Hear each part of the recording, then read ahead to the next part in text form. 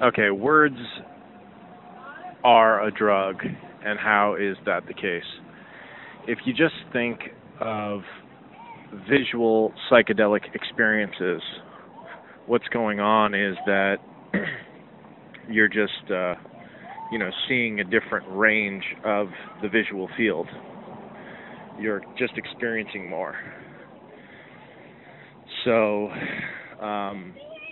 in normal day-to-day life, to get from point A to point B, you have this very utilitarian scope to your vision. Like you're only looking necessary. You kind of vaguely make out the things around you. That's a light pole. I should not run into that. Here's a person. You don't bump into them. These sorts of things. You just kind of get a vague sense of the objects and things around you as you're walking around, and sort of avoid them on your way. And most of our senses are used in a very utilitarian way. So the psychedelic experience, visual psychedelic experience, occurs when you become completely absorbed in the experience of seeing, and you can see something.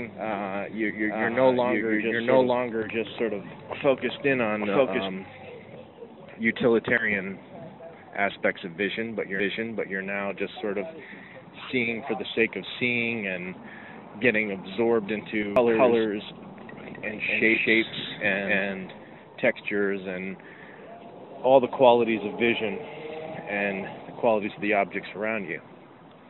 And you really can't go through life like that all the time, because you would never be able to get a sense done.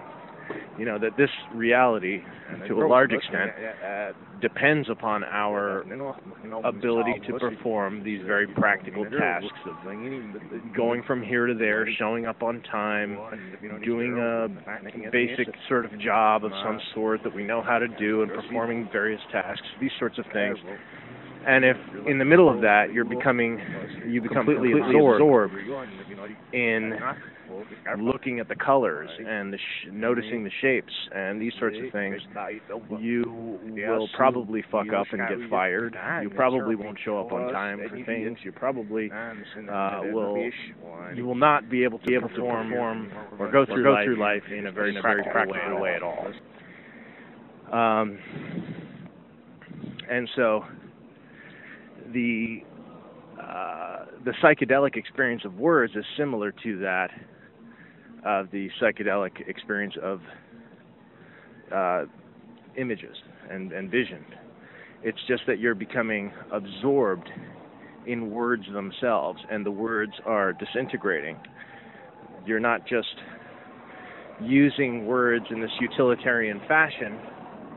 Now there's different levels of meaning to every word. Now there's different levels of meaning to the components of a single word. The words are disintegrating. You're like, even each part of the word can cancel out the meaning of the entire word. This sort of thing. Elements within the word can make the word mean something other than what it would mean in a typical utilitarian or practical context of just trying to get shit done. So that's really the experience of the disintegration of language, psychedelic experience language. It's the experience of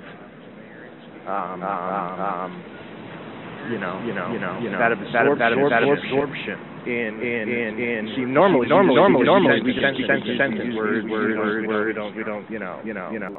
We just throw them out. There are multiple levels of meaning. Sometimes those are expressed in puns and jokes. Most of the time people don't speak in that fashion. Puns are one way in which, even in standard conversation and these sorts of contexts, levels of meaning are acknowledged. And in this sense, this is sort of a first step into something like a psychedelic experience of words. But it goes much further than that. when you're getting lost in the components of words and the words themselves. In this, I say in this sense, disintegrate, because a lot of times it's sort of like if you just notice the, colors of an object to such a degree, to such an overwhelming degree, or the, shape of it and this and that, that you can get so immersed in that you actually lose sight of what the object is in, a practical context. You don't even know you're looking at a stoplight anymore. You're so totally absorbed in the color green or red. These sorts of things. The same thing can happen with words. You don't even know, the meaning of the word anymore because you're so lost in one component of it and you're so absorbed in it